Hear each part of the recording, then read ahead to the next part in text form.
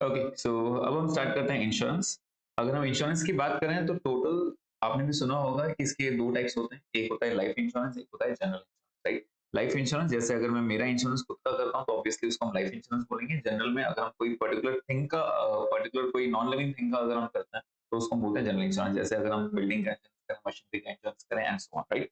तो एक होता है आग के लिए फायर इंश्योरेंस, एक होता है मरीन अगर हम बाय शिप अगर कुछ करते हैं, मतलब बाय शिप अगर कुछ हम ट्रांसपोर्ट करते हैं तो ऑब्वियसली उसका इंश्योरेंस भी ज़रूरी है। तो उसके लिए होता है मरीन इंश्योरेंस और एक रेगुलर इंश्योरेंस होता है, उसको हम बोलते हैं मिसलेनियस इंश्योरेंस अगर और कोई भी प्रोडक्ट्स रहता है तो।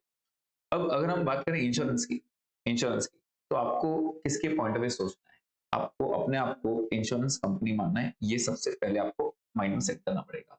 हम यहाँ पे कोई एक एक्स-वाई-ज़ेड पर्सन के हिसाब से बात नहीं कर रहे हैं, हम बात कर रहे हैं इंश्योरेंस कंपनी के हिसाब से, राइट? तो अगर इंश्योरेंस कंपनी के हिसाब से आप बात कर रहे हो, तो सोचो उसके हिसाब से इनकम क्या होगा और एक्सपेंस क्या होगा? Think of it.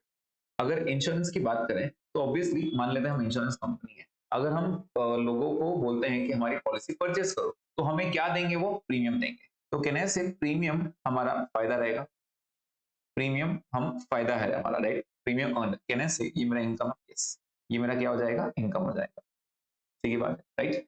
इसके बदले जब हमें प्रीमियम मिलता है तो हम आप सोचो अगर मेरी इंश्योरेंस कंपनी है, तो क्या मैं एक-एक के घर पे जाऊँगा कि ना? मैंने बहुत सारे एजेंट्स लगाए होंगे। आपने भी देखा होगा आपके घर पे बहुत सारे या फिर आपको कॉल्स आते होंगे, इंश्योरेंस एजेंट्स की कॉल आती है। अगर आपने बाय चांस इंश्योरेंस करवाया होगा या फैमिली में आपने ऑब्वियसली इंश्योरेंस रहा होगा, तो आपने इंश्योरेंस कंपनी से डायरेक्ट परचेज़ नहीं होगा, किसी एजेंट के थ्रू किया होगा। तो अगर मैं एजेंट को पे करता हूँ, तो उसको क्या पे करेंगे? कमीशन पे करेंगे। तो ये हो जाएगा कमीशन। तो कहने से commission payment will be an expense for us, yes. ये हो गया एक एक्सपेंस। सबसे बड़ा एक्सपेंस, अब मैंने प्रीमियम तो पे किया है, अभी सब ऑब्वियसली प्रीमियम कलेक्ट किया है, तो प्रीमियम कलेक्ट किया मैं खा थोड़ी जाऊँगा, इन रिटर्न मुझे भी तो देना पड़ेगा ना कुछ। अगर बाय चांस मान लेते हैं आपने मशीनरी का इंश्योरेंस करवाया था और वो मशीनरी डिस्ट्रॉय हो गई या फिर कार का इंश्योरेंस कराया था वो डिस्ट्रॉय हो गया, तो ऑब्वियसली मुझे भर के भी तो देना पड़ेगा। दैट मीन्स मुझे क्लेम पे करके देना पड़ेगा। तो वो हो गया क्लेम। कहने से claim is another expense, yes. इसके अलावा मेरे अदर ऑपरेटिंग एक्सपेंस कुछ हो सकता है। तो आपको सिर्फ मेजर फोकस किस पे करना है? प्रीमियम और क्लेम्स पे। ज़्यादा फोकस इस पे करना है, प्रीमियम और क्लेम पे, ठीक है? अब अगर हम प्रीमियम और क्लेम की बात करें, तो इसमें ना 2 बिज़नेस होते हैं। आप अच्छे से समझो एक बार। पहला है डायरेक्ट बिज़नेस, पहला है डायरेक्ट बिज़नेस। डायरेक्ट बिज़नेस का मतलब ये होता है कि मैं ही बिज़नेस कर रहा हूँ, ठीक है? मान लेते हैं मेरी एक कंपनी है, एक्स इंश्योरेंस कंपनी। ठीक है, एक्स इंश्योरेंस कंपनी। ये मिस्टर ए है। मिस्टर ए ने कहा सर मेरी कार का इंश्योरेंस करवा दो। मैंने कहा ठीक है करवा देंगे। तो आप एक काम करो मुझे प्रीमियम पे करो। मुझे प्रीमियम पे करो। तो बेसिकली मुझे क्या मिल रहा है? प्रीमियम मिल रहा है। क्या ये मेरे फायदा है? यस। अब बाय चांस मान लेते हैं उसकी कार को कुछ नहीं हुआ तो ऑब्वियसली ये प्रीमियम मेरा फायदा हो गया। लेकिन अगर उसकी कार डिस्ट्रॉय हो गई एक्सीडेंट में या कुछ भी होता है तो ऑब्वियसली मुझे पे करके देना पड़ेगा और मैं अगर उसको पे करूँगा तो उसको हम क्या बोलेंगे? क्लेम। ये मेरे लिए एक्सपेंस हो गया, राइट? ये मेरे लिए एक्सपेंस हो गया और ये मेरे लिए क्या हो गया? इनकम हो गया। इतना मैंने आपको बता दिया। अब मान लेते हैं एक कोई एक्स-वाई-ज़ेड एक ऐसी चीज़ है जिसका लॉस बहुत बड़ा है। फॉर एग्जाम्पल एक मिस्टर ए है, ठीक है? एक मिस्टर ए है और मिस्टर ए का एक शिपमेंट है, कार्गो है, ठीक है? उसको इंडिया से लेके श्रीलंका लेके जाना है, एग्जांपल बता रहा हूँ, ठीक है? बाय शिप उसको इंडिया से श्रीलंका लेके जाना है। तो उसने बोला सर मेरे को इंश्योरेंस करवाना है। मैंने कहा भाई कितने का मटेरियल है? उसने बोला सर 100 करोड़ का शिपमेंट चाहिए। अब मैंने कहा ये तो बहुत बड़ा अमाउंट हो गया 100 करोड़, राइट? तो मैंने क्या किया 100 करोड़ की जगह ऑब्वियसली उसको बोला कुछ प्रीमियम लगेगा। अब मान लेते हैं ये शिप 1 महीने के अंदर पहुँचेगा तो ऑब्वियसली 1 महीने के अंदर कुछ हो गया तो मुझे 100 करोड़ भर के देने पड़ेंगे, राइट? तो ऑब्वियसली मैं फ्री में तो नहीं दूँगा, मैं उससे प्रीमियम लूँगा। तो मैंने उससे प्रीमियम लिया। तो मिस्टर ए ने मुझे क्या किया? प्रीमियम पे किया। लेट्स से प्रीमियम पे किया 50 लाख रुपए, एग्जांपल दे रहा हूँ। 100 करोड़ का पार्सल तो सीधी बात है 50 लाख तो लूँगा ना। तो 50 लाख मुझे प्रीमियम मिल गया। अब सोचो 50 लाख मैंने ले तो लिया, ये मेरा फायदा तो हुआ। अगर उसकी शिपमेंट को कुछ भी नहीं हुआ तो 50 लाख पूरा मेरा फायदा हुआ, राइट? लेकिन सोचो ना अगर उसकी शिप डूब गई तो मुझे 100 करोड़ रुपए देने पड़ेंगे। तो एक्स इंश्योरेंस कंपनी को लग गया डर। वो बोल रहा है सर अब 100 करोड़ अगर देने पड़ेंगे तो मैं इतना लॉस बेयर नहीं कर पाऊँगा। तो हमने क्या किया, एक दूसरी इंश्योरेंस कंपनी को अर्ज किया। एक दूसरी इंश्योरेंस कंपनी को अर्ज किया। लेट्स से एक दूसरी कंपनी है वाई इंश्योरेंस कंपनी, ठीक है? तो हमने उनको बोला भाई देखो मैंने 50 लाख रुपए लिया तो है, लेकिन 100 करोड़ का बर्डन मैं झेल नहीं पाऊँगा। अब एक काम करो आधा इंश्योरेंस आप रख लो, आधा इंश्योरेंस आप रख लो। मतलब क्या? हम क्या कर रहे हैं ना इसको इंश्योरेंस पलटा दे रहे हैं एज़ इन हम उसको बोल रहे हैं आधा रिस्क तू बेयर कर। सीधी बात है, वो बोलेगा सर मैं ऐसे थोड़ी बेयर करूँ, मुझे भी प्रीमियम चाहिए, राइट? तो बेसिकली हमने प्रीमियम पे करना चाहिए। तो होगा ऐसे कि इसको हम बोलते हैं री-इंश्योरेंस। इसको हम क्या बोलते हैं? री-इंश्योरेंस। सो बेसिकली हमने क्या किया? एक्स ने क्या किया? एक्स ने इसको सीड किया, दैट इज़ खत्म कर दिया, राइट? तो इसको हम बोलते हैं reinsurance ceded, ceded business, business ceded, okay? Business ceded, इसको हम बोलते हैं री-इंश्योरेंस सीडेड। मतलब क्या? हमने प्रीमियम उसको पलटा दिया। हमने कितना रिस्क बोला? 50%। तो सीधी बात है 50 लाख तो 25 लाख देना पड़ेगा। तो 25 लाख रुपए हमने इसको पे कर दिया, राइट? अल्टीमेटली नेट प्रीमियम मेरे पास कितना आया? तो आप बोलोगे सर 25, 25 आया, राइट? तो कैन आई से जो भी मेरा डायरेक्ट बिज़नेस का इनकम होता है, डायरेक्ट बिज़नेस का, उसमें सीडेड बिज़नेस माइनस हो जाएगा। री-इंश्योरेंस सीडेड बिज़नेस माइनस हो जाएगा, राइट? कोई भी चेक करो, प्रीमियम हो या क्लेम हो, सेम चीज़ आती है, राइट? तो अगर बाय चांस अगर मैं इतना रिस्क बेयर नहीं कर पा रहा हूँ, तो मैं क्या करता हूँ, मेरा रिस्क किसी और को पलटा देता हूँ। तो मैंने क्या किया, किसी ने मुझसे इंश्योरेंस कराया, मैंने उससे इंश्योरेंस करवा लिया। तो इससे होगा क्या, आपने मुझे प्रीमियम दिया, मैंने उसको प्रीमियम पे किया। मतलब मैंने क्या किया, मेरा बिज़नेस थोड़ा-सा कम कर दिया, मैंने बिज़नेस सीड कर दिया, खत्म कर दिया, राइट? तो ऑब्वियसली मुझे इंश्योरेंस प्रीमियम पे करना पड़ेगा। तो मेरे पास नेट प्रीमियम कितना आया? तो आप बोलोगे सर आया तो 50 था डायरेक्ट बिज़नेस से, उसमें से 25 हमने हटा दिया। ओके, 25 हटा दिया। अब वाई ने क्या किया? कहने से वाई ने ये इंश्योरेंस एक्सेप्ट किया। यस, तो उसको हम बोलते हैं री इंश्योरेंस एक्सेप्टेड, री इंश्योरेंस एक्सेप्टेड। तो अब आप सोचो एग्जैक्टली क्या होगा। अगर मान लेते हैं मिस्टर ए का वो शिप डिस्ट्रॉय हो गया, तो 100 करोड़ देने पड़ेंगे। अब 100 करोड़ पूरा हम देंगे कि डांस, इसमें से 50 हम देंगे और 50 वो कंपनी से देंगे, बाय से देंगे, राइट? क्योंकि हमने उससे बिजनेस कराया था। ऑब्वियसली मिस्टर ए को ये पता नहीं है, मिस्टर ए बोलेगा सर मुझे इससे ही चाहिए, मुझे आपसे चाहिए, मतलब इससे चाहिए, और हम वाई को बोलेंगे आप हमें भर के दो, right? This is the game over here. तो एक के लिए होता है री इंश्योरेंस बिजनेस एक्सेप्टेड और एक के लिए होता है सीडेड। सीडेड हमेशा माइनस होता है, सीडेड हमेशा माइनस होगा सब में, क्लेम्स में भी और आपके इसमें क्या बोलते हैं प्रीमियम में भी, ठीक है? अब वाई इंश्योरेंस का सोचो, वाई इंश्योरेंस कंपनी के साथ सोचो, क्या इसने खुद भी एक डायरेक्ट बिजनेस किया होगा किसी और से? लेट्स से मिस्टर बी से डायरेक्ट बिजनेस किया होगा, एग्जांपल लेते हैं। तो मिस्टर बी का भी कार्गो था, इसका कार्गो था लेट्स से 50 करोड़ का। वाई इंश्योरेंस कंपनी एक बहुत बड़ी कंपनी है, ठीक है? तो मिस्टर बी ने इसको पे किया, मान लेते हैं 25 या फिर 20 लाख रुपए या 30 लाख हो जाते हैं, 30 लाख प्रीमियम के नाम पे। अब सोचो वाई ने कितना कमाया? कहने से वाई का प्रीमियम जो है वो 30 लाख है, और जो उसने एक्स से लिया था वो भी तो 25 है ना। तो अल्टीमेटली उसने कितना कमाया? 55। इसने क्या किया, डायरेक्ट बिजनेस से कितना कमाया? 30 लाख। और जो री इंश्योरेंस एक्सेप्ट किया, उसने री इंश्योरेंस एक्सेप्ट किया, उससे कितना कमाया? 25 लाख। मतलब इसका टोटल कितना प्रीमियम हुआ? 55। अगेन अगर वो इसमें से मान लेते हैं 30 लाख में से कुछ रिस्क किसी और पे पलटा देगा, तो वो सीड कर देगा, वो माइनस कर देंगे। इन शॉर्ट मैं अब आपको सम अप करता हूँ कि इसका पॉइंट क्या था। मैं आपको ये बोला था कि डायरेक्ट बिजनेस का अगर कुछ भी रहेगा, उसमें आप ऐड कर दोगे। क्या ऐड करोगे? जो भी आप री-इंश्योरेंस एक्सेप्ट करोगे, जो भी आप री-इंश्योरेंस एक्सेप्ट करोगे, और अगर आप री-इंश्योरेंस सीड करते हो, मतलब बिज़नेस खत्म करते हो, अपना रिस्क ट्रांसफर करते हो, तो वो आप माइनस कर दो। Simple as that. ठीक है? ये पॉइंट समझ में आ गया। अब इसके अलावा आपके थोड़े से एनपीओ के लॉजिक्स लगेंगे। एनपीओ के लॉजिक्स क्या थे? आपको याद आ रहा है आउटस्टैंडिंग वाला कांसेप्ट? तो यस, करंट ईयर आउटस्टैंडिंग हमेशा क्या करते हैं? Outstanding in the current year add करते हैं, और प्रीवियस ईयर क्या करते हैं? लेस करते हैं। बस इतना आपको ध्यान में रखना। ये लॉजिक्स मैं याद करने वाला हूँ, ये लॉजिक्स मैं फॉलो करने वाला हूँ। चाहे वो प्रीमियम पे हो, चाहे वो क्लेम पे हो, चाहे वो कमीशन पे, कुछ भी हो। करंट ईयर आउटस्टैंडिंग हमेशा ऐड होता है, प्रीवियस ईयर लेस होता है, राइट? और मैंने आपको साथ में ये चीज़ भी बता दिया, डायरेक्ट बिज़नेस री-इंश्योरेंस एक्सेप्ट किया तो ऐड करेंगे, री-इंश्योरेंस सीड किया तो माइनस करेंगे। क्लियर? ये पॉइंट मैंने आपको समझा दिया। तो चलिए एक क्वेश्चन समझते हैं इसके ऊपर कि किस टाइप के क्वेश्चंस आते हैं और आपको करना है, ठीक है? बेसिकली मैं आपको बता दूं इसके अंदर 2 से 3 वैरायटी, उतनी ही वैरायटी के क्वेश्चन आते हैं, इससे ज्यादा वैरायटी आती नहीं है, ठीक है? तो चलिए हम स्टार्ट करते हैं पहले क्वेश्चन से। तो पहला क्वेश्चन हम लेते हैं ये एमटीपी दिसंबर 24 वाला, ठीक है? आइडियली ये जो क्वेश्चन है आपके ये जितने भी क्वेश्चन है ना, सब आपके स्टडी मटेरियल में रह चुके हैं। अमाउंट थोड़े चेंज हो गए हैं। तो मैं आपको समझाता हूँ, मैं इनके सॉल्यूशन फॉलो नहीं करूंगा, मैं आपको कांसेप्ट समझाऊंगा, कांसेप्ट के, ठीक है? तो पहले मैं आपको रीड कर लेता हूँ और बाद में समझाता हूँ एग्जैक्टली क्या। Model insurance companies fire insurance division provide the following information, show the amount of claim as it appear in the revenue account. तो बेसिकली आपको सिर्फ क्लेम बताना है, किस में? Revenue account. रेवेन्यू अकाउंट आपको अगर याद आ रहा होगा, हमने बैंकिंग में पीएनएल बनाया, पीएनएल याद है क्या? पीएनएल में हम 4 शेड्यूल्स बना रहे थे, शेड्यूल 13, 14, 15, 16। वैसे ही रेवेन्यू अकाउंट भी हमें बनाना है, इसके बाद हम रेवेन्यू अकाउंट सीखेंगे। तो रेवेन्यू अकाउंट में शेड्यूल 1 2 3 4 है, कंफर्म 1 2 3 4 वो क्या है हम देखेंगे। उसके अंदर जो शेड्यूल 2 है ना, वो क्लेम का आता है। तो क्लेम का अमाउंट हम कैसे निकालते हैं वहां पे, तो वो मैं आपको अभी बताता हूँ कैसे करते हैं, ठीक है। तो यहाँ पे उसने क्या बोला है, एक है डायरेक्ट बिजनेस और एक है री इंश्योरेंस। अब एक बात ध्यान में रखना, डायरेक्ट बिजनेस और री इंश्योरेंस एक्सेप्टेड, ये दोनों सेम लाइंस पे चलता है, सेम लाइंस। और री इंश्योरेंस सीडेड मतलब बंद हो रहा है, खत्म कर रहा है, तो वो हमेशा ऑपोजिट रहेगा। री इंश्योरेंस सीडेड हमेशा ऑपोजिट रहेगा। मतलब अगर ये रिसीवेबल है तो ये पेएबल है, अगर ये पेएबल है तो ये रिसीवेबल है, ऐसे ही रहने वाला है, ठीक है। तो री इंश्योरेंस सीडेड हमेशा ऑपोजिट बिजनेस रहेगा। मैंने आपको थोड़ी देर पहले भी एक छोटा सा एग्जांपल दिया था एक्स और वाई का, आई होप ये पॉइंट समझ में आ गया, ठीक है। क्वेश्चन बहुत सिंपल सा है, इतना कुछ दम नहीं है, बहुत बेसिक सा है। बस इतना है कि पहली बार वो री इंश्योरेंस एक्सेप्टेड सीडेड वर्ड सुनते हैं ना, तो हमें थोड़ा सा लगता है कि सर ये बहुत नए टर्म्स है, बहुत बेसिक सी चीज है, ठीक है, ध्यान देना।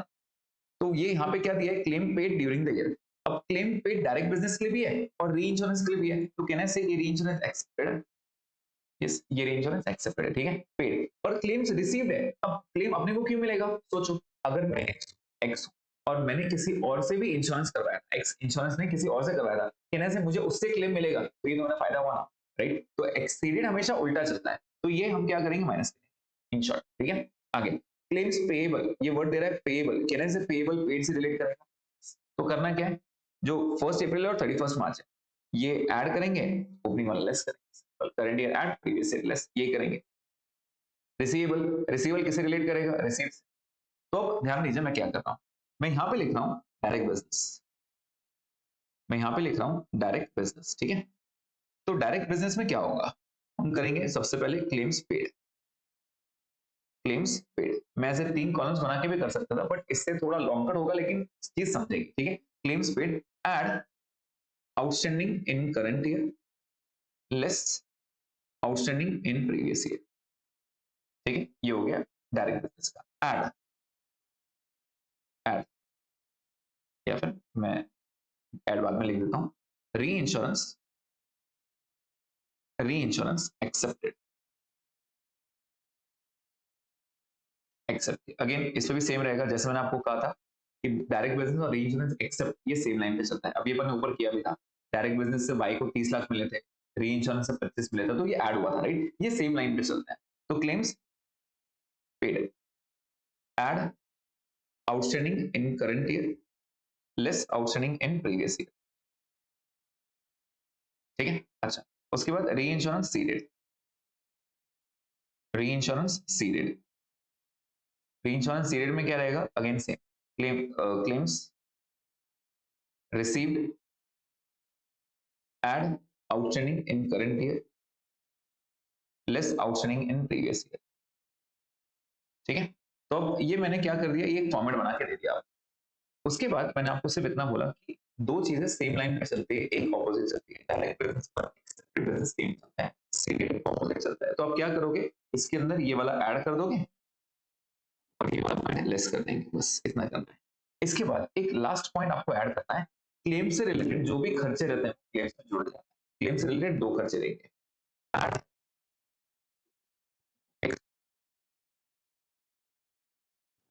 Expenses related to claims. इसमें 2 पॉइंट आते हैं, एक है सर्वेयर्स फीस और एक है लीगल फीस, बस वो 2 पॉइंट आते हैं, हमेशा वो 2 ही पॉइंट आते हैं, ठीक है। एक है surveyors fees related to claims, जैसे अगर मान लेते हैं आपने मुझसे इंश्योरेंस करवाया, ठीक है, आपने मुझसे इंश्योरेंस करवाया और आपके प्रीमाइसेस में आग लग गई, तो सीधी बात है आपके बोलने से थोड़ी करूंगा, मैं मेरा सर्वेयर भेजूंगा एक चेक करने के लिए कि सामने वाले ने बराबर बोल रहा है नहीं बोल रहा है, खुद आग तो नहीं लगाया उसने, सब जो भी इंफॉर्मेशन है, ठीक है। और एक है लीगल फीस, ये रिलेटेड टू क्लेम्स जो भी रहेगा, रिलेटेड टू क्लेम्स जो भी रहेगा मुझे ये ऐड करना पड़ेगा क्लेम्स के अंदर, right. So this is the point, basically वो टेबल को अब एनालाइज करना है, अच्छे से देखना, बहुत बड़ा कुछ ज्यादा लंबा चौड़ा चीज नहीं है यहाँ पे। तो एक बार अच्छे से मैं इसको हटा देता हूँ और एक बार अच्छे से रीड करते हैं, ठीक है। और सबके लगभग मैंने 2-2 क्वेश्चन डाले हैं, सो दैट आप एक क्वेश्चन मेरे साथ अच्छे से करो, एक हम प्रैक्टिस में शॉर्ट में कर भी लेंगे। तो claims paid during the year 35-30 मैंने लिख दिया, क्लेम्स पेड डायरेक्ट बिजनेस का 35,30,000, ठीक है, 35,30,000 ये लिख दिया मैंने। उसके बाद करंट ईयर आउटस्टैंडिंग ऐड करेंगे, ये देखो यहाँ पे आउटस्टैंडिंग 875, 823, 875 ऐड करेंगे और 823 माइनस करेंगे, सब, ठीक है, ये माइनस हो गया। तो इसका ऑटो कॉलम जो भी जाएगा हम लिख लेंगे वहां पे एक बार। उसके बाद री इंश्योरेंस एक्सेप्टेड, जैसे मैंने आपको बताया एक्सेप्टेड भी सेम लाइन पे है, अगर आप चेक करोगे ये 820 है तो हम लिख देंगे 820 क्लेम्स पेड, 8,20,000।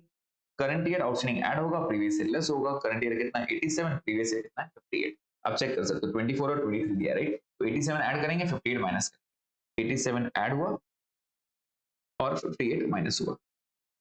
अगेन इसका भी ऑटो कॉलम हम लास्ट में लिख देंगे।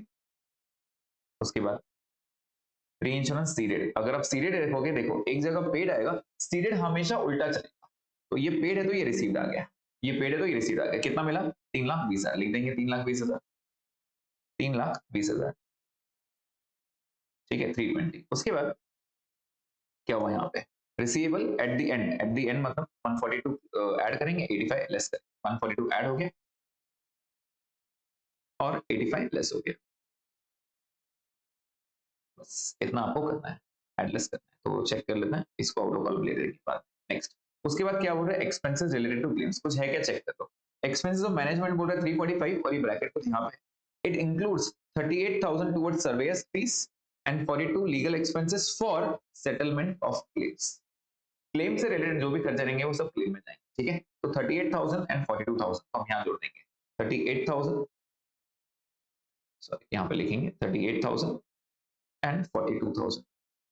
तो इसको टोटल कर लेंगे अभी। अब आपको करना क्या है? सिर्फ सबके टोटल आउट ऑफ कॉलम करना है बस। तो चलो एक एक करके शुरू करते हैं।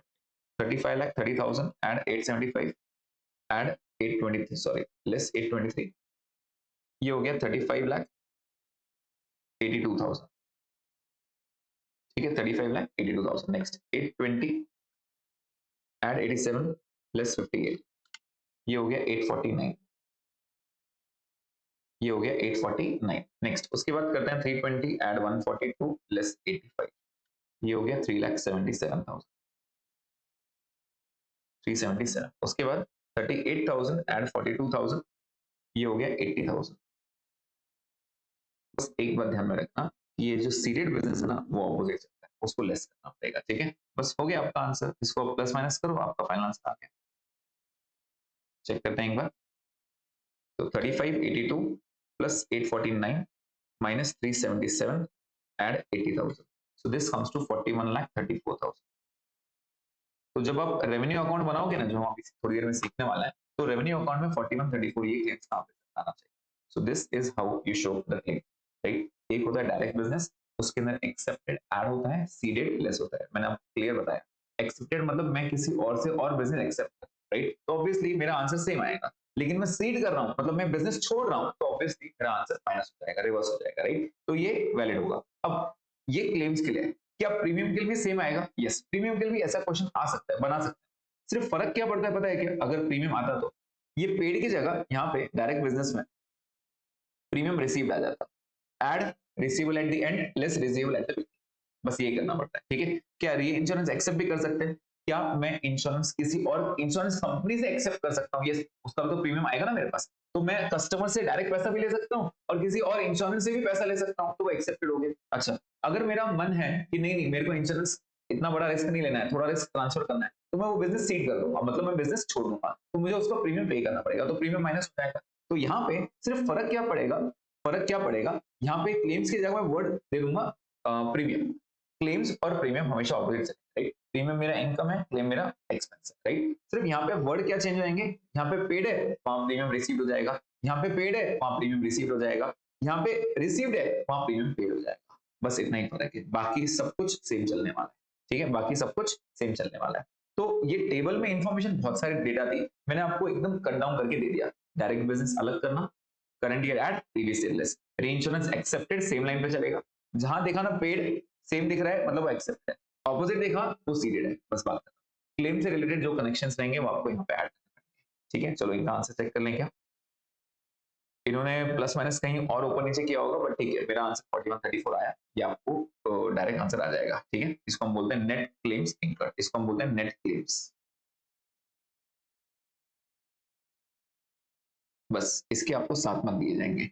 आइडियली वेटेज होना ही नहीं चाहिए इसका, इतना इतना कुछ है नहीं इसके अंदर जो आपको इतने मार्क्स दे रहा है, बट आपको वो नॉर्मली वो वर्ड समझ में नहीं आते हैं, इसलिए ये आपको मार्क्स दिए जाना है, ठीक है? चलो एक ही क्वेश्चन हो गया, अब जल्दी से कैलकुलेट उठाओ और दूसरा क्वेश्चन मेरे साथ कीजिए।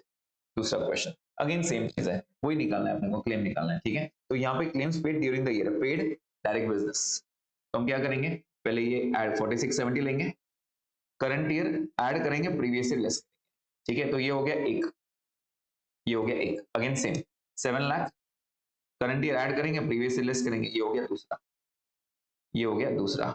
और जो रिसीव्ड वाला है, रिसीव्ड वाला सीडेड हो गया, बिजनेस ऑपोजिट हो गया, राइट। तो उसके लिए क्या करेंगे, देखो 230 करंट ईयर ऐड करेंगे प्रीवियस ईयर लेस करेंगे, ये हो गया यहाँ पे। और 35,000 और 45,000 लीगल फीस है, ये दोनों ऐड कर देंगे। तो चलो स्टार्ट करते हैं। पहला 4670 ऐड 8,12,000 माइनस 7,63,000, तो ये आ रहा है 47,90,000। तो डायरेक्ट बिजनेस से, डायरेक्ट बिजनेस से नेट फिगर आपका एडलेस करने के बाद आ रहा है 47,19,000। आई होप आपको भी ये पॉइंट आया होगा।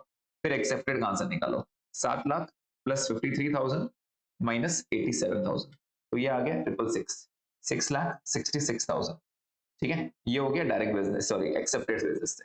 एक होगा सीडेड बिजनेस से, ये माइनस करना पड़ेगा। तो सीडेड बिजनेस से क्या है, 2,30,000 एड 113 माइनस 66, तो ये आ गया आपका 2,77,000, ये 277। और इसके अलावा एक्सपेंसेस थे, एक्सपेंसेस कितने कितने थे, एक 35 और एक 45, 35 45 80 होता है, तो एक्सपेंसेस 80,000 ऐड करो और फाइनल आंसर निकालो। चलो निकालते हैं, 47,19,000 add 666 minus 277 add 80, so this comes to 51,88,000। Check करें आंसर इनका, 51,88,000, यस 51,88, उन्होंने इन थाउजेंड से दिया तो अपना आंसर वही है 50, अगर 3 जीरोस लगा दे हम तो आंसर आ जाएगा, ठीक है। तो जरूरी नहीं है आप इन थाउजेंड लगाओ, आप direct. So this is very simple, ठीक है, this is very simple. Bonus question है आपके लिए, अगर ये आते हैं तो आप इजीली इनको स्कोर कर सकते हो, ठीक है। अब ये हो गया आपका क्लेम से रिलेटेड। सेम चीज अगर वो क्लेम की जगह वर्ड प्रीमियम दे रहे तो भी सेम आंसर रहने वाला है, कुछ फर्क नहीं पड़ने वाला है, सिर्फ पेड और रिसीव्ड ये चेंज होएगा बस, ठीक है। तो चलो ये वाला पॉइंट भी हो गया अपना। अब हम बात करते हैं रेवेन्यू अकाउंट की। तो रेवेन्यू अकाउंट के बारे में मैं आपको कुछ बताना चाहूंगा, रेवेन्यू अकाउंट का कैसे रहता है। सो बेसिकली यहाँ पे जब हम रेवेन्यू अकाउंट बनाते हैं, खास करके जनरल इंश्योरेंस के लिए, तो जनरल इंश्योरेंस के लिए हम उसको बोलते हैं फॉर्म बी। जनरल इंश्योरेंस के लिए क्या बोलते हैं, फॉर्म बी। अगर लाइफ इंश्योरेंस रहता तो उसको हम बोलते हैं फॉर्म ए, ठीक है।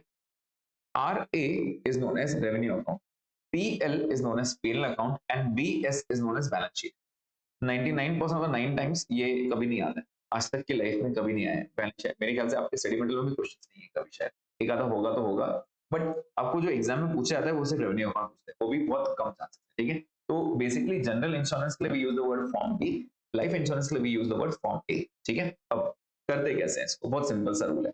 यहाँ लिखते हैं हम शेड्यूल नंबर, यहाँ पे करंट ईयर, यहाँ पे प्रीवियस ईयर। जैसे अपन बैंकिंग बनाते थे, ये करंट ईयर, ये प्रीवियस ईयर, ठीक है, कंपैरिजन फिगर्स। तो कंपैरिजन वाला तो है नहीं यहाँ पे अपन सिर्फ रुपीस लिख देंगे, करंट ईयर वाला फिगर, ठीक है। सबसे पहले ऊपर इनकम लिखते हैं, इनकम में प्रीमियम रिसीव्ड आएगा, premium, premium is always schedule 1। इसके अलावा मैं और क्या कमा सकता हूँ, जो भी आएगा, जैसे इंटरेस्ट वगैरह कमाया, और ये पॉइंट नंबर 1 है, पॉइंट नंबर 2 और पॉइंट नंबर 3 अदर इनकम, जो भी कुछ रहेगा, डिस्काउंट वगैरह अगर कुछ है या कुछ भी अगर इनकम है, तो ये कंफर्म हो गया, तो ये आपका रुपीस हो गया, ठीक है, शेड्यूल 1 में। उसके बाद आपका क्लेम्स आएगा। क्लेम्स अभी अभी अपन ने देखा कैसे निकाला अपन ने, डायरेक्ट दिया है तो डायरेक्ट नहीं रहा तो उसका वर्किंग नोट कर लेना, शेड्यूल नंबर 2 कंपलसरी इसका वर्किंग नोट, ठीक है। उसके बाद आपका कमीशन आता है, कमीशन शेड्यूल 3 कंफर्म शेड्यूल 3 है। और other operating expenses related to insurance business, other operating expenses related to insurance business, ये 4 हो गया, खत्म।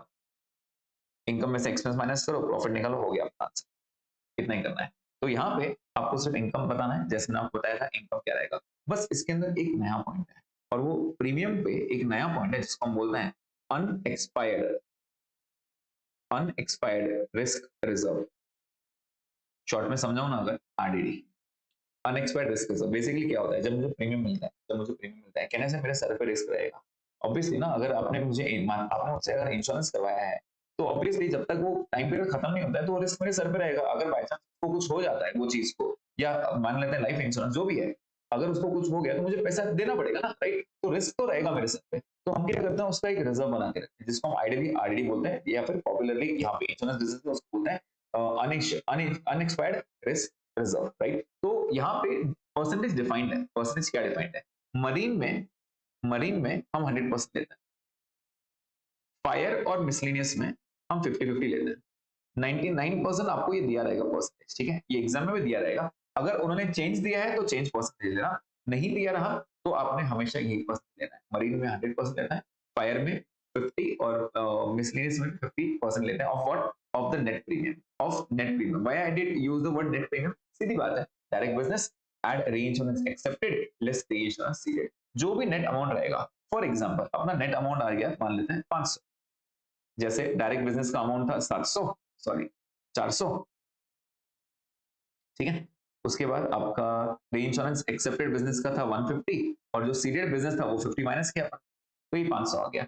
अगर ये मरीन इंश्योरेंस रहता तो अनएक्सपेक्टेड रिस्क रिजर्व कितना बनाना पड़ता, पूरा 500 बनाना पड़ता, ठीक है, इसको नेट प्रीमियम बोलते हैं। अगर फायर इंश्योरेंस है तो 250, अगर लाइक मिसलेनियस है तो 250, राइट। तो रिस्क रिजर्व बनाना पड़ता है, तो अपने को क्या करना पड़ेगा, मान लेते हैं कि फायर है तो अपने को क्या करना पड़ेगा, 250 का रिस्क रिजर्व बनाना पड़ेगा। लेकिन ये 250 को बोलते हैं न्यू आरडीडी, न्यू न्यू वाला। क्या ओल्ड पहले से रहा होगा, yes। तो न्यू माइनस ओल्ड करके जो डिफरेंस आएगा ना, उतना माइनस कर। फॉर एग्जांपल अभी 250 बनाना है, लेकिन आपने 220 पहले से बनाया है, तो 220 माइनस कर देना, बाकी कितना बचा 30, तो 30 की अभी एंट्री करनी पड़ेगी, मतलब 30 यहाँ से माइनस करना। तो ये जो आपका 470 आएगा, यहाँ पे आपके शेड्यूल मंथली का पार्ट आएगा। This is what we have to do. तो मैंने आपको सिर्फ परसेंटेज बताया, अनएक्सपेक्टेड रिस्क रिजर्व सिर्फ नाम अलग है, कंसेप्ट वही है, राइट। अगर मैं अकाउंट बना के बताऊं unexpected risk reserve, it is as good as stock reserve, जो आप ब्रांच में करते हैं स्टॉक रिजर्व, तो वैसे वही होता है। तो कैन आई से unexpected risk reserve is nothing but is a nothing but a provision as a credit balance, right। तो प्रोविजन का क्रेडिट बैलेंस, तो ओपनिंग यहाँ पर आएगा, क्लोजिंग यहाँ पर आएगा। इन शॉर्ट ओल्ड वाला यहाँ पे आएगा, न्यू वाला यहाँ पे आएगा। इस सिनारियो में अभी जो बताया मैंने आपको, ये 250 था क्लोजिंग अभी का न्यू वाला, और ओल्ड वाला 220 था। करना क्या है, सिर्फ आपको ट्रांसफर कर देना है, क्रेडिट में या डेबिट में जो भी है, डिफरेंस जहां भी रहेगा उसको आरए में ट्रांसफर करना, मतलब उसको बोलते हैं रेवेन्यू अकाउंट। ये जो मैंने 30 का डिफरेंस दिया, क्या ये मैंने रेवेन्यू में दिया, यस। अगर मान लेते हैं एग्जांपल रिवर्स हो गया, कभी रिवर्स भी केस हो जाता है, अगर ये 210 हो गया तो 10 रुपीज यहाँ पर आएगा, इसको भी रेवेन्यू अकाउंट बोलते हैं बस। तो अनएक्सपेक्टेड रिस्क का अगर बाय चांस कभी अकाउंट भी पूछ लिया तो भी आपका आंसर आ जाएगा, ठीक है। अब एक काम करते हैं, रेवेन्यू अकाउंट सीखने से पहले वो रिस्क रिजर्व वाला एक क्वेश्चन कर लेता है, मैंने आपके स्टडी मटेरियल से उठाया वो क्वेश्चन, तो एक बार रीड कर लेता हूँ प्लीज, आप प्लीज। खुश रहो insurance company limited furnishes with the following information. पहला, on 31st March 2003, it had reserve for unexpired risk to the tune of rupees 100 crores. It comprised of 37.5 in ये मरीन मशीन नहीं है, marine insurance है, 37.5 marine insurance, 50 in fire insurance and 12.5 in business, ठीक है। तो उसके तीन business थे, मैं ओपनिंग रिजर्व्स लिख देता हूँ, ओपनिंग रिजर्व्स लिख के रख देता हूँ, ठीक है। मरीन पे उसका आंसर था 37.5, उसके बाद फायर पे उसका आंसर था कितना था, 50 था, राइट 50, और मिसलेनियस पे उसका आंसर था 12.5, ठीक है, मिसलेनियस पे 12.5 था। आगे, it is the practice of खुश रहो insurance company to create 100% of net premium income in respect of marine insurance, clearly उसने बोल दिया 100%, नहीं बोलता तो भी इतना ही रहता है, and 50% of fire and miscellaneous, again percentage दिया है, नहीं रहता तो भी इतना ही रहता है, ठीक है। आगे वो क्या बोल रहा है, during 31st March 2014 the following business was conducted, क्या बोल रहा है, प्रीमियम्स कलेक्टेड, किससे कलेक्ट किया, insured other than insurance company in respect of policy issue, सीधी बात है, ये हो गया अपना direct business. Other than insurance company बोल रहा है, अदर इंश्योरेंस कंपनी मतलब मैंने इंश्योरेंस कंपनी से कुछ बिजनेस नहीं किया, मैंने लोगों से पैसा लिया, तो ये 45 हो गया, ये डायरेक्ट बिजनेस हो गया। Next, other insurance company in respect of risk undertaken, मैंने दूसरे इंश्योरेंस कंपनी से भी पैसा लिया, सीधी बात है, उनका रिस्क मैंने मेरे सर पे लिया, तो ये हो गया एक्सेप्टेड बिजनेस, ये हो गया reinsurance accepted. And premium paid और payable to the insurance company on the business ceded, मतलब ये माइनस कर देंगे सीडेड, क्लियर क्लियर बोल दे रहा है। तो अपन आंसर कैसे निकालेंगे, जो मिला premium received add accepted less seeded, ये हो गया आपका नेट प्रीमियम। तो अगर मैं एकदम सिंपल भाषा में समझाऊं तो मरीन के लिए आंसर क्या रहेगा, देखो मैं यहाँ पे लिख देता हूँ, direct business add accepted less seeded, obviously आपको पूरा लिखना पड़ेगा, direct business add reinsurance accepted less reinsurance seeded, कितना रहेगा 45 एड 17.5 लेस 16.75, ये माइनस कर देना, ठीक है। तो ये हो जाएगा आपका नेट प्रीमियम, ये क्या हो जाएगा आपका नेट प्रीमियम। नेट प्रीमियम कितना होगा एक बार चेक कर ले, 45 प्लस 17.5 माइनस 16.75, ये हो गया 45.75। अच्छा, इसका प्रीमियम कितना बनाना पड़ेगा आपको, सीधा 100%, 100%, राइट। तो 100% अगर प्रीमियम बनाना है तो प्रीमियम कितना रहेगा, जिसको हम बोलेंगे न्यू अनएक्सपायर्ड रिजर्व, कितना रहेगा, तो ये होगा पूरा 45.7। अच्छा, कुछ ओल्ड पहले से बनाया हुआ है क्या, हाँ, कितना बनाया हुआ है 37.5, माइनस कर दो, ओल्ड रिजर्व 37.5, तो अब और कितना बनाना पड़ेगा वो बताओ, to be created, reserve to be created कितना बनाना पड़ेगा चेक करो, माइनस 37.5, तो ये हो गया 8.25, तो 8.25 को और बना दो, बात खत्म कर दो, ठीक है। चलो दूसरा देखते हैं, दूसरा है फायर वाला, ये वाला कॉलम फायर। फायर का 107.5 एट 12.5 लेस 10.7, ये माइनस कर देंगे, ठीक है, ये माइनस कर देंगे तो कितना हो जाएगा चेक कर लेते हैं एक बार। तो 107.5 एट 12.5 लेस 10.75, तो ये हो जाएगा 109.25। इसका क्या करना पड़ेगा, 50% की बात हुई है, तो न्यू रिजर्व कितना बनाना पड़ेगा इंटू 50%, विच कम्स टू 54.625, इतना बनाना पड़ेगा। लेकिन पहले से बना पड़ा है, पहले से कितना बना पड़ा है, 50 बना पड़ा है, तो 50 माइनस कर देंगे। ओल्ड रिजर्व तो और कितना बनाना पड़ेगा, 4.625, ठीक है। चलो आ जाओ मिसलेनियस पे, मिसलेनियस पे भी अगेन सेम 30 है एट 10 लेस 17.5, तो 30 प्लस 10 माइनस 17.5, ये हो गया 22.5। इसमें भी 50% बनाना पड़ेगा, तो इंटू 50%, ये हो गया 11.25, ठीक है। अच्छा ओपनिंग में पहले से बनाया था क्या, ज्यादा बना दिया, मतलब रिवर्स करना पड़ेगा, राइट। तो 12.5 आपने ज्यादा बना दिया, it's time for reversal, minus 12.5, तो ये हो गया माइनस 1.25, ये रिवर्स करेंगे। अच्छा अब जर्नल एंट्री सोचो, जर्नल एंट्री आइडियली अपनी प्रोविजन की एंट्री क्या रहती थी, आपको याद है, पीएनएल टू प्रोविजन एंट्री क्या रहती थी, पीएनएल टू प्रोविजन। तो यहाँ पे पीएनएल टू प्रोविजन की जगह आप नाम चेंज कर दोगे, ये पीएनएल किसका पीएनएल बनेगा, तो कहना है से ये मरीन का है, यस, तो आप लिखते हो मरीन रेवेन्यू, आप क्या लिखते हो, मरीन रेवेन्यू। बेसिकली आप रेवेन्यू को कम कर रहे हो, अगर आप पीएल को डेबिट करो मतलब खर्चा बता रहे हो ना, तो आप इनकम कम कर रहे हो तो रेवेन्यू को डेबिट कर दो, ऐसा बोल रहा है वो। और प्रोविजन का नाम क्या रखा हमने, unexpired risk reserve, unexpired risk reserve. So basically what I am doing is, मैं सिर्फ प्रोविजन बना के दे रहा हूं आपको, दैट्स इट, ठीक है। अच्छा अभी इसका 4.625 बनाना है, तो इसका आंसर क्या रहेगा, fire revenue, fire revenue to unexpired risk reserve, कितना रहेगा चेक कर लो, 4.625, 4.625, दैट्स इट, ठीक है। उसके बाद आपका 1.25 रिवर्सल एबिटा, अभी आप सोचो इसकी रिवर्सल एंट्री क्या रहेगी, क्या रिस्क को डेबिट करना पड़ेगा, यस, और रेवेन्यू को क्रेडिट करना पड़ेगा, तो आप इसका रिवर्सल एंट्री पास कर दोगे, unexpired risk reserve to miscellaneous insurance, to miscellaneous insurance, कितना रिवर्स किया आपने चेक कर लो एक बार, 1.25, दैट्स इट। तो ये काफी सिंपल है आपके लिए, ठीक है। तो आप डिफरेंस की एंट्री करते हो, न्यू माइनस ओल्ड करते हो, और फिर जो भी आएगा उसको रेवेन्यू को चार्ज करोगे। अब अगर मैं अकाउंट की बात करूं, अकाउंट की, तो थिंक ऑफ इट, अगर मैं अनएक्सपायर्ड रिस्क इंश्योरेंस की बात करूं, रिस्क रिजर्व की, ठीक है, और मैं इंडिविजुअल कर रहा हूं सो दैट आपको कंफ्यूजन ना हो, बाद में मर्ज करके बता दूंगा। मैं बात कर रहा हूं पहले मरीन की, ठीक है, पहले बात कर रहा हूं मरीन की। तो मरीन का ओपनिंग बैलेंस कितना था, ऑब्वियसली आप लिखोगे बाय बैलेंस ब्रॉट डाउन, ठीक है। ओपनिंग बैलेंस कितना था मरीन का, ओपनिंग बैलेंस 37.5, और क्लोजिंग बैलेंस कितना था, तो क्लोजिंग बैलेंस आपने अभी कितना निकाला, 45.7, आपने यहाँ पे डिफरेंस दे देना है, कितना आया 8.25, इसको बोलेंगे मरीन रेवेन्यू, या फिर सिर्फ रेवेन्यू बोल दो, ठीक है, R A revenue account, simple, ठीक है। अच्छा सेम चीज आप इसके लिए भी करोगे, फायर के लिए, फायर का ओपनिंग कितना था 50, क्लोजिंग कितना बनाया आपने 54.625, तो ये 4.625 का आपने और रिजर्व बनाया जिसको हमने बोल दिया आर, ठीक है। अच्छा लेकिन मिसलेनियस का कुछ उल्टा हो गया, मिसलेनियस का आपने ओपनिंग कितना बनाया था 12.5, लेकिन क्लोजिंग में इतना बनने की जरूरत ही नहीं थी, आपका आंसर कितना है क्लोजिंग में 11.25, तो आपको यहाँ पे रिवर्स करना पड़ा उल्टा, 1.25 आ रहे, सिंपल। अब इन तीनों के 3 कॉलम्स बनने चाहिए, एक्चुअल में ऐसा बनना चाहिए, 3 कॉलम बनाने चाहिए आपने, ठीक है, 3 कॉलम बनाने चाहिए, ये मरीन, ये फायर, और ये मिसलेनियस, ठीक है, बाय बैलेंस ब्रॉट डाउन। तो बाय बैलेंस ब्रॉट डाउन मतलब ओपनिंग कितना कितना था, इसका था 37.5, इसका था 50, और इसका था 12.5, to balance carried down, to balance carried down. Closing वाला अपना क्लोजिंग कितना कितना आया 45.75, इसका आया 54.625, और इसका आया 11.25, ठीक है।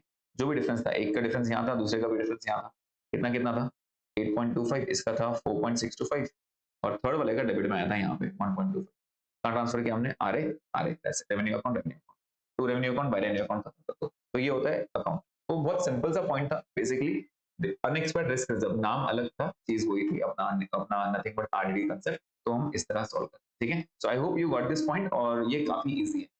डायरेक्ट और रीइंश्योरेंस एक्सेप्टेड हमेशा सेम लाइन पे रहेगा, सीडेड हमेशा ऑपोजिट रहेगा। सीडेड इज हमेशा ऑपोजिट क्यों, क्योंकि मैंने आपको क्लियर बताया कि हम वो बिजनेस छोड़ रहे हैं, राइट, अगर हम कुछ एक्सेप्ट कर रहे हैं तो हमारे पास आ रहा है, सीडेड मतलब जा रहा है, तो ऑब्वियसली जा रहा है तो वो ऑपोजिट हो जाएगा, ठीक है। तो this was one of the question, एक बार चेक कर लेंगे इनके आंसर्स। 8.25 आया हमारा, यस। 4.6, अच्छा हमने 625 लिया, इन्होंने राउंड कर दिया 60, तो कुछ फर्क नहीं पड़ेगा, 625 भी करो कोई प्रॉब्लम नहीं है, रुपीज इन करोड़ है, ठीक है, और 1.25 बराबर आया। अकाउंट चेक कर लो एक बार, आएगी अपना अकाउंट, यस 8.25, 4.63 एंड 1.25, ये अपना balance to revenue by revenue, ठीक है। तो दिस वाज द पॉइंट। अब हम रेवेन्यू अकाउंट सीख लेते हैं एक बार। तो रेवेन्यू अकाउंट कैसे बनाते हैं, मैंने आपको जैसे भी बताया, शेड्यूल 1 2 3 4, शेड्यूल 1 2 3 4, ठीक है। तो अच्छे से एक बार देख लेंगे। मैंने आपको क्या बताया, सिर्फ प्रीमियम जो रहता है ना अपना, प्रीमियम वो वन रहता है, मतलब इनकम में एक ही शेड्यूल है, एक्सपेंस के लिए 3 शेड्यूल है, claims, commission, other operating expenses, बस इतना ध्यान रखना, ठीक है। तो अब नोट बताने जाओ किसमें किसमें जाएगा। Claims paid, obviously note 2, schedule 2 मतलब। लीगल एक्सपेंसेस रिगार्डिंग क्लेम्स, क्या ये अपने देखा था ऑलरेडी, लीगल एक्सपेंस ऐड होता है, यस ये भी 2 में डाल दो। नेक्स्ट प्रीमियम्स रिसीव्ड, ये नोट नंबर 1 में आ गया। रीइंश्योरेंस प्रीमियम पेड, देखो एक रिसीव्ड है, ये पेड है, कहने से ये आपका रीइंश्योरेंस सीडेड बिजनेस है, राइट, तो ये भी नोट 1 में आएगा, ऑब्वियसली नेगेटिव हो जाएगा, ठीक है। Commission note number 3, expense of management note number 4, other operating expenses, right. Provision against risk on 1 अप्रैल, ये ओपनिंग वाला रिजर्व है, ये क्या है, ओपनिंग, अपन न्यू में से माइनस करेंगे, ठीक है, ये ओपनिंग बाद में लिखेंगे। Claims unpaid on 1 April, claims unpaid on 31 March, तो कौन सा वाला ऐड होगा, ऑब्वियसली क्लोजिंग वाला ऐड होगा, ओपनिंग वाला लेस होगा, लेकिन कौन से नोट में होगा, नोट 2, ठीक है। और अनएक्सपेक्टेड रिस्क रिजर्व 50% दिया है, देखो कौन सा है, फायर इंश्योरेंस, नहीं देते ना तो भी 50% बना लेना, नहीं देते तो भी 50% बना लेते हैं, तो आप इजीली करोगे क्या, पहले मैं नोट्स बना लेता हूं, बाद में आरए अकाउंट बना लूंगा, that is form B RA revenue account, ठीक है।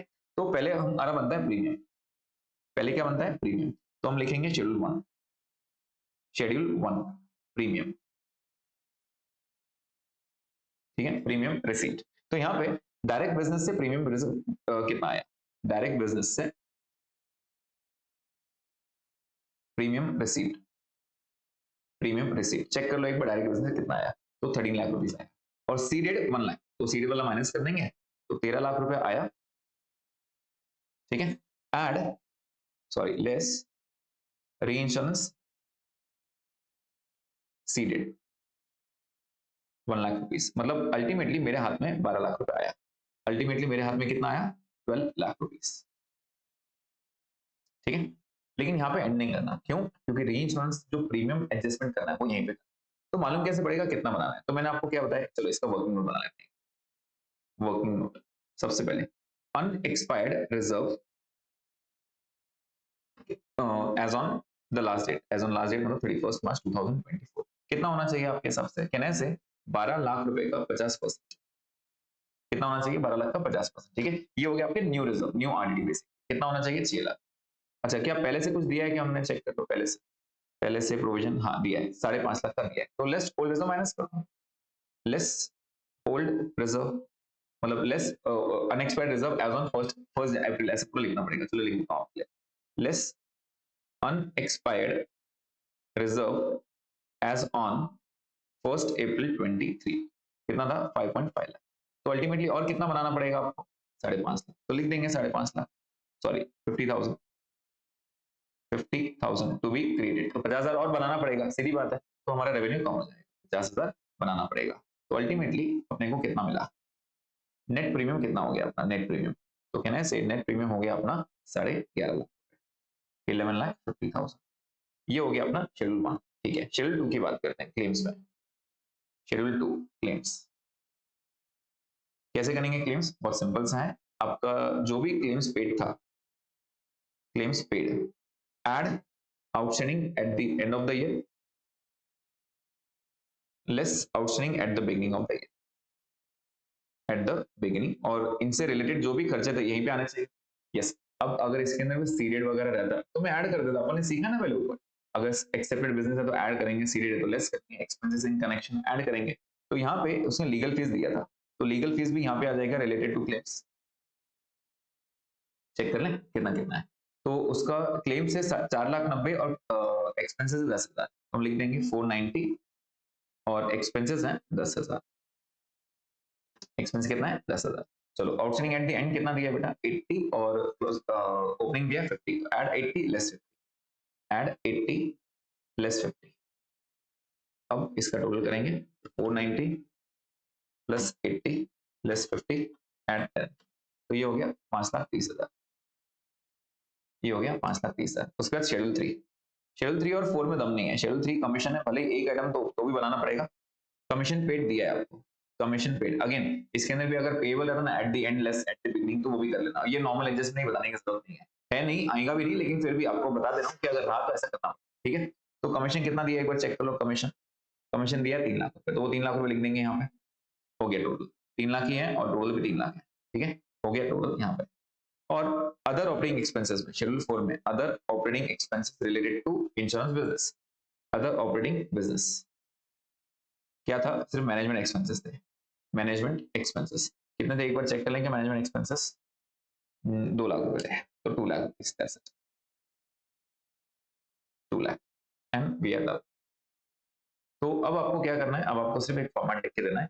आपका टोटल इनकम इतना ही आने वाला है, एक्सपेंस का टोटल 1 2 3 मिला के आने वाला है, इनकम माइनस एक्सपेंसेस प्रॉफिट। एक बार फॉर्मेट चेक कर देता हूँ, यहाँ पे ध्यान दीजिए, देखो यहाँ पे क्या दिया है। सबसे पहले उसने बोला प्रीमियम अर्न्ड शेड्यूल 1 लिखा है कि अपन ने 11.5 लाख रुपए, ये सब आंसर है।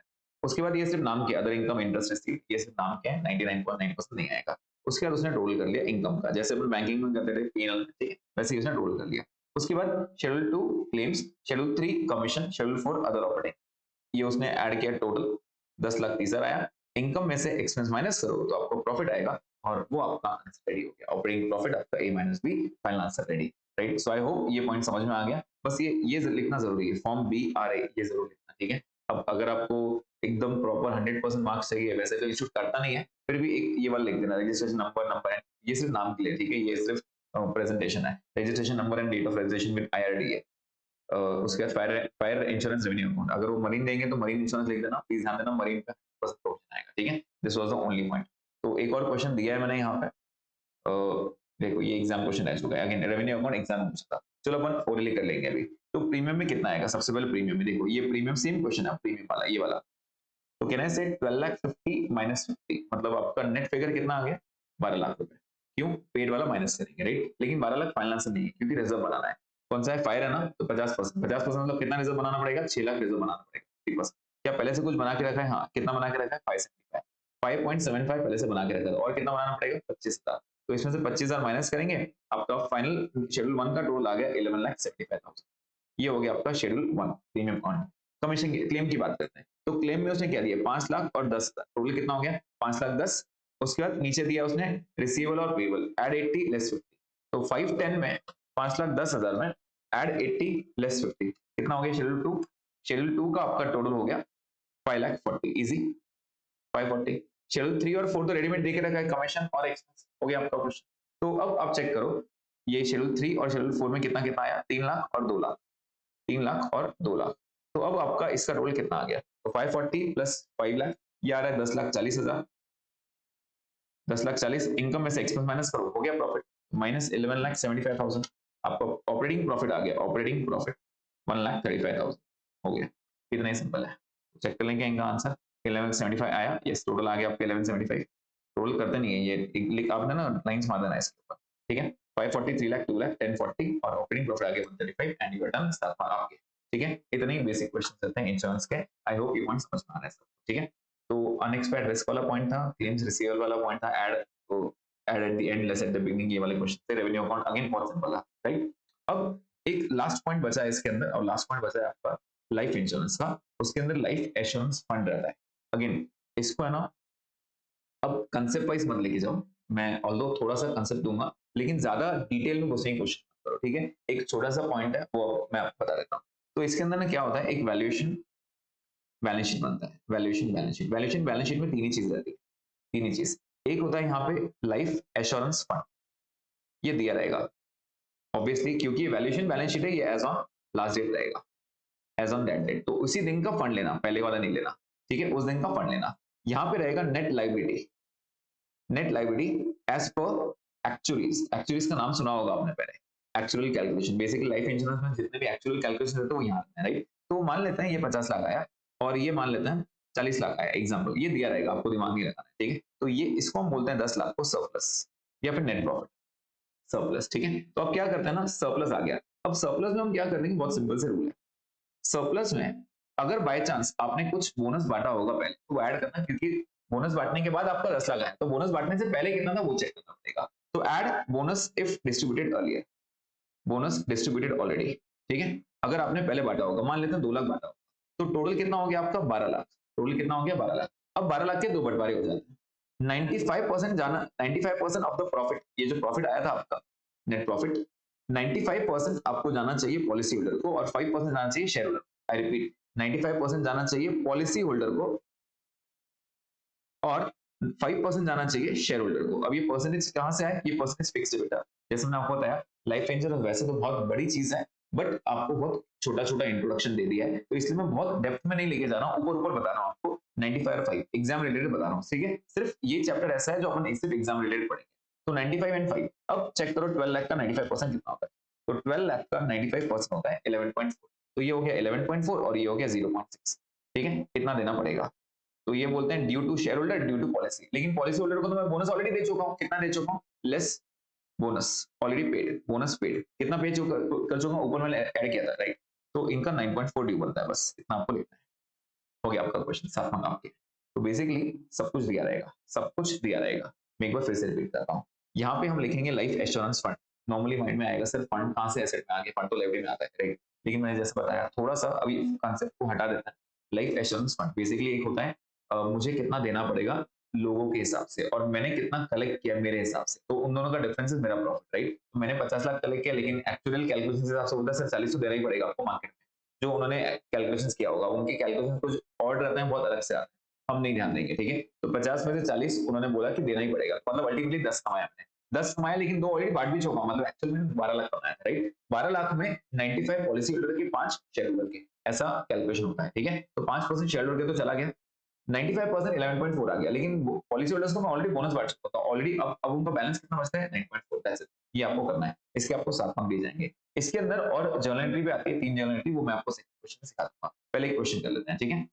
चलिए, अब ये क्वेश्चन पे ध्यान दीजिए, ये एग्जाम क्वेश्चन रह चुका है। अगेन आपके स्टडी मटेरियल का भी क्वेश्चन है, same to same copy paste किया उन्होंने और कुछ भी नहीं है, ठीक है? तो यहाँ पे क्या दिया है? The life insurance fund of PQR limited was 34 lakh. उन्होंने लाइफ, ये इंश्योरेंस नहीं होना चाहिए, एक्चुअल प्रॉपर वर्ड एश्योरेंस, ठीक है? लाइफ, क्योंकि इंश्योरेंस हम वर्ड यूज करते हैं जनरल के लिए, एश्योरेंस हम वर्ड यूज करते हैं लाइफ के लिए, हम लाइफ को एश्योर करते हैं, ठीक है? तो life insurance fund 34 lakh rupees है। तो अगर मैं वैल्यूएशन बैलेंस शीट बनाऊं, वैल्यूएशन बैलेंस शीट, तो ये हो गया 34 लाख और एक्चुअल वैल्यूएशन उसने दे दिया है नेट लायबिलिटी ऑफ 28 लाख 80,000, तो 28.8 आ गया। तो अल्टीमेटली कितना आ गया? 34 माइनस 28.8, आपने कमा लिया 5.2, तो ये हो गया सरप्लस। कितना आया? 5.2। आगे बात करते हैं।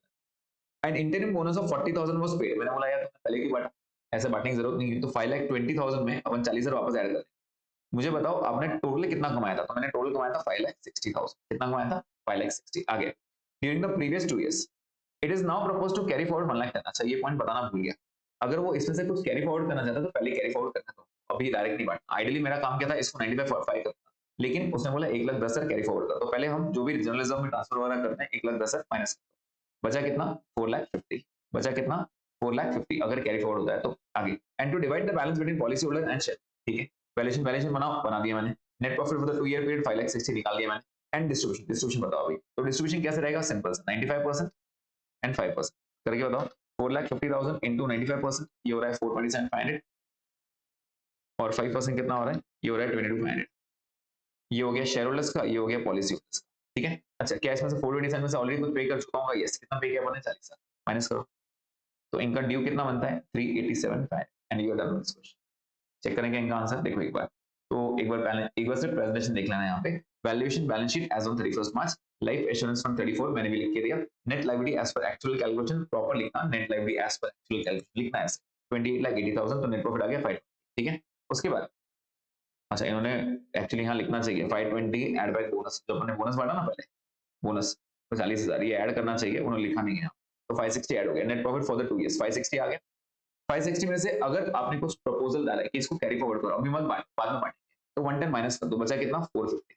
450 के मैंने बंटवारे करके दिया। अगर आप ऐसे लाइन से नहीं लिखोगे, ऐसे लिखोगे ट्री डायग्राम में, तो भी चल जाएगा, कोई प्रॉब्लम नहीं है। वो ट्री में समझना इजी रहता है, ये फालतू कंफ्यूज करके। तो 450 में 95% यहाँ चला गया और 5% आपका शेयर होल्डर्स को चला गया, ठीक है? वो 427 में से 40 को ऑलरेडी दे चुके हैं, तो ड्यू कितना बच गया? 87। हो गया आपका आंसर। तो ये आप ट्री से बना दो, ज्यादा बेटर रहेगा। मतलब मैंने आपको क्या बोला? सबसे पहले वैल्यूएशन बैलेंस शीट बनाना। वैल्यूएशन बैलेंस शीट में क्या रहेगा? एश्योरेंस फंड रहेगा, नेट लायबिलिटी रहेगा, जो भी बचेगा प्रॉफिट। प्रॉफिट में अपन ने ऑलरेडी अगर बोनस बांटा होगा ऐड बैक करना, क्योंकि मेरा नेट प्रॉफिट टोटल आएगा।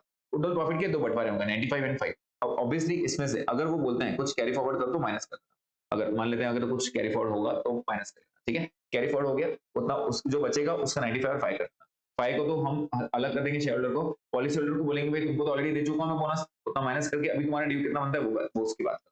तो इस तरह हम ये डील करते हैं, ठीक है। So this was one question on life insurance. एक और सिमिलर क्वेश्चन है जिसके अंदर एक छोटा पॉइंट और है, वो छोटा पॉइंट मैं आपको बताऊंगा विद 3 जर्नल एंट्रीज, ठीक है, प्लीज ध्यान दीजिए। ये लास्ट क्वेश्चन है।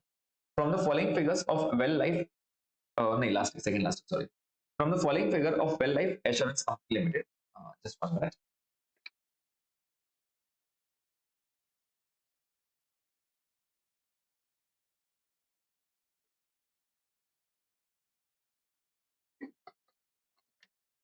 Yes.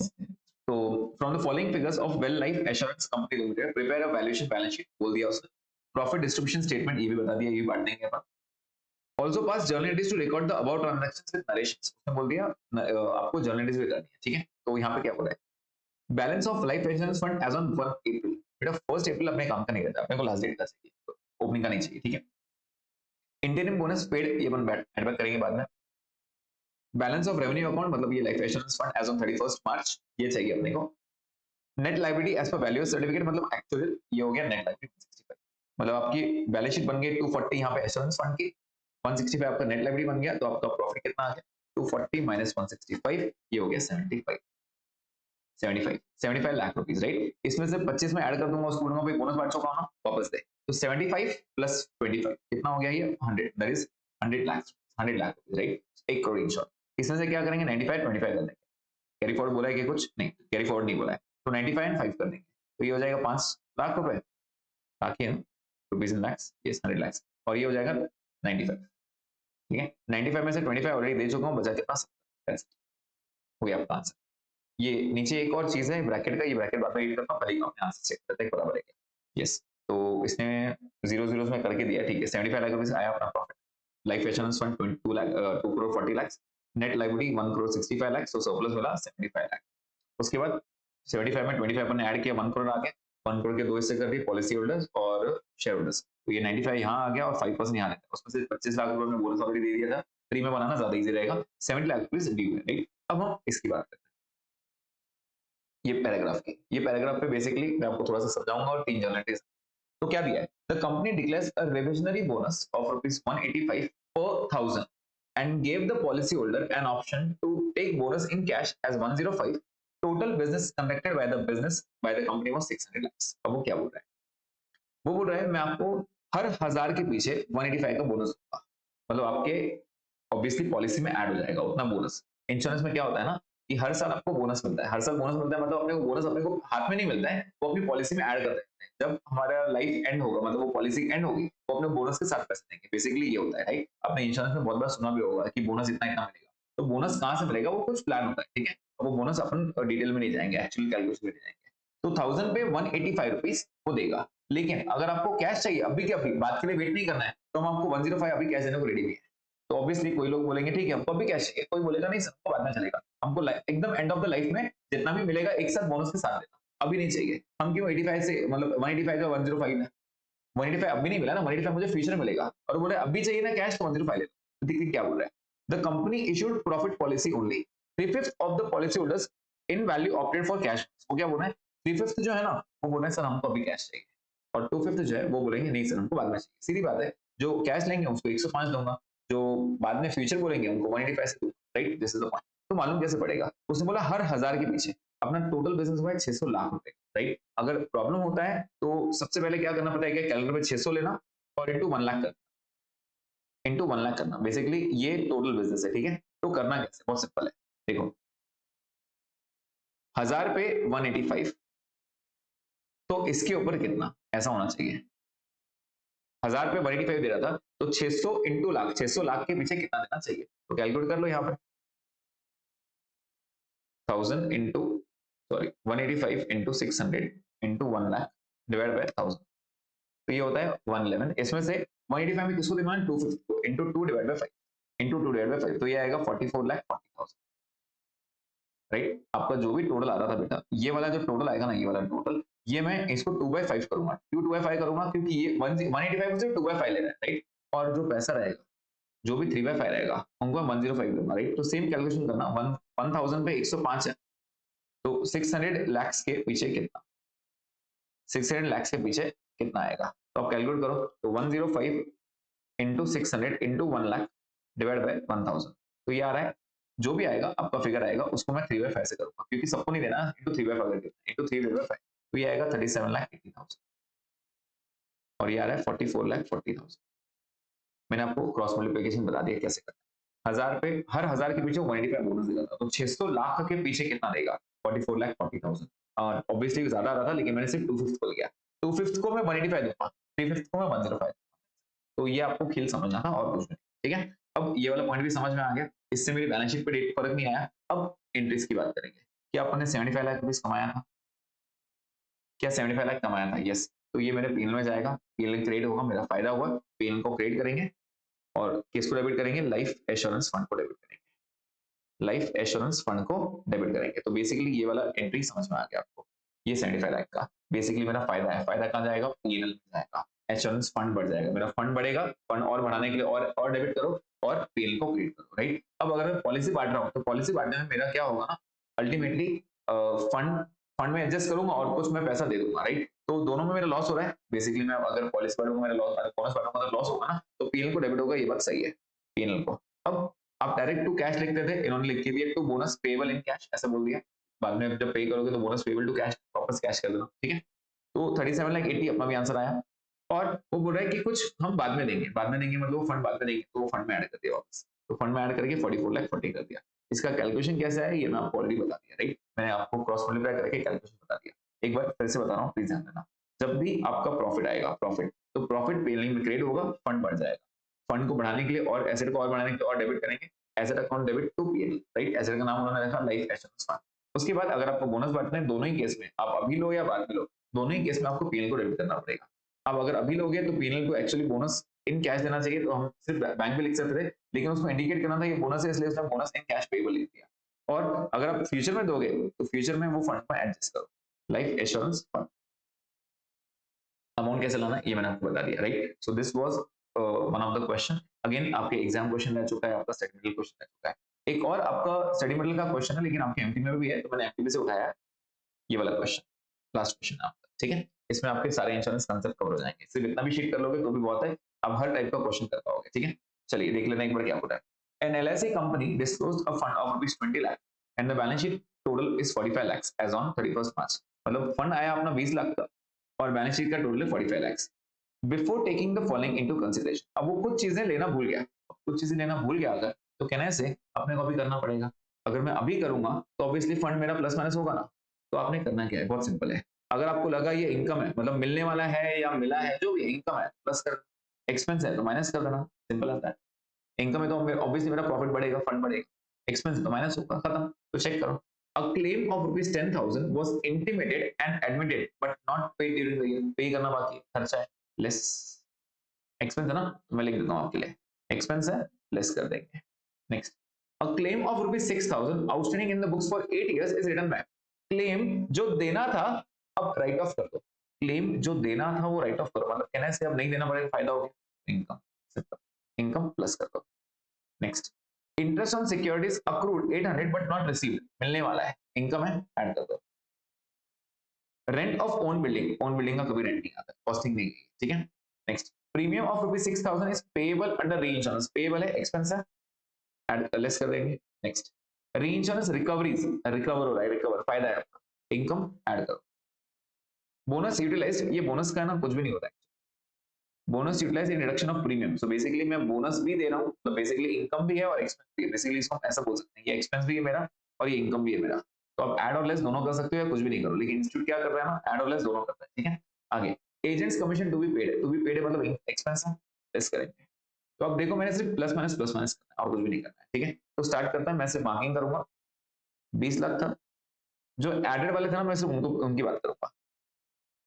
ये 6,000 ऐड, उसके बाद ये 800 ऐड, उसके बाद ये 26,000 ऐड, और ये 10,000 को मैं ऐड कर रहा हूँ, वापस लेस भी कर रहा हूँ, ठीक है। तो ऐड वाले कितने आ गए चेक करो। 20 lakhs plus 6,000 plus 800 plus 26,000 plus 10,000, तो अल्टीमेटली ये आ गया 20,42,800, ये ऐड करने के बाद। अब लेस वाले करते हैं, इसमें से लेस कर देंगे, लेस वाले को मैं मार्किंग कर देता हूँ, लेस वाले को इससे मार्क करते हैं। एक 10,000 माइनस करना है, उसके बाद एक 600 माइनस करना है, एक 10,000 माइनस करना है और एक 8,000 माइनस करना है। तो माइनस 10,000 माइनस 600 माइनस 10,000 माइनस 8,000, तो ये हो गया आपका नेट ऑफ करके प्लस माइनस करने के बाद 20,14,200, 20,14,200। एक बार चेक करेंगे इनके आंसर्स। Yes, 20,14,200, right. तो बेसिकली अगर आप देखोगे यहाँ पे मैंने वही किया, अगर मेरा फायदा है, मिलने वाला है या मिला है, फायदा है जो भी है, फायदा हुआ ऐड करो, नुकसान हुआ लेस, राइट। अब इसको बैलेंस शीट में कैसे एडजस्ट करें? सीधी बात है, मैंने बैलेंस शीट का टोटल लेना है। पहले बैलेंस शीट का टोटल कितना था? 45 लैक्स। क्या इसमें फायदा बढ़ गया मेरा? यस। कितना फायदा बढ़ गया? कहने से 14,200, तुमने 20 लाख बोला था, अभी 20 लाख 14,200 करके दिया, फायदा हुआ तो प्रॉफिट बढ़ेगा, तो कहने से बैलेंस शीट टोटल में ऐड होगा। यस। तो यहाँ पे देखो 45 लाख का टोटल, पहले 45 लाख का, अब मेरे को एडजस्ट करना है। एडजस्ट कैसे करेंगे? सीधी बात है, 14,200 ऐड करना। करना क्या है पता है क्या? अभी जो ऐड वाले हैं ना, ऐड वाले ये सब मिलने वाले थे, देखो ये सब मिलने वाले थे ना, आप यहाँ लिख देंगे। मिलने वाले थे, कहाँ लिख देंगे? एसेट में लिख देंगे। और जो पेएबल थे वो लायबिलिटी में लिख देना था, जिसमें से ये 10,000 कभी नहीं आएगा। जैसे ये देखो, bonus and reduction of premium, ये भी लेस कर हटा दूंगा, बोनस हटा दूंगा दोनों तरफ, तो अल्टीमेटली यहाँ आना चाहिए था। लेकिन अगर आप देखोगे यहाँ पे भी क्लेम है और यहाँ पे भी क्लेम है, तो उन्होंने क्लेम को सेट ऑफ करके एक तरफ लिख दिया, जो साइड पड़ा रहा। तो यहाँ पे अगर आप चेक करोगे 6,000 यहाँ पे आना चाहिए था मेरा, क्लेम 6,000, बट उन्होंने क्या किया ना, यहाँ से माइनस करके दे दिया, बस क्लेम को उसने सेट ऑफ कर दिया, बस इतना ही। ठीक है, तो बेसिकली अगर इस क्वेश्चन को देखोगे आप, तो इतना कुछ दम नहीं था। यस, आपके नाम थोड़े अलग थे, तो एक बार थोड़ी प्रैक्टिस लगेगी इसकी। क्या करना था मैं एक बार फिर से बताता हूँ। 20 लाख का आपका फंड था, फंड मतलब आपका जो प्रॉफिट था वो, राइट। उसमें जो भी इनकम आपको लग रहा है, जो भी आपका फायदा है, एडेड करते जाओ, जो आपका नुकसान है माइनस माइनस करते जाओ। ठीक है, अल्टीमेटली आपका टोटल आ रहा है 20,14,200, 14,200 से आपका प्रॉफिट बढ़ रहा है, राइट। प्रॉफिट बढ़ गया तो आपकी बैलेंस शीट में लाइबिलिटी साइड में ऐड हो जाएगा, पीएल ऐड होगा, राइट। तो मैंने वहां पे 14,200 पहले ऐड किया, ये वाला।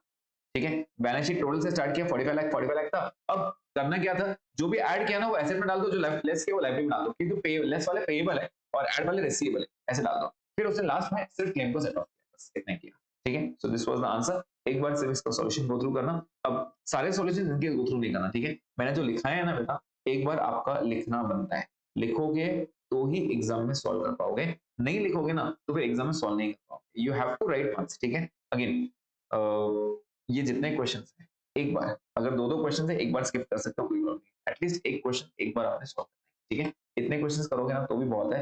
आप पास कोई भी पेपर निकाल लो, सारे क्वेश्चन इसके बेस पे याद, ठीक है। सॉल्व कर इसको।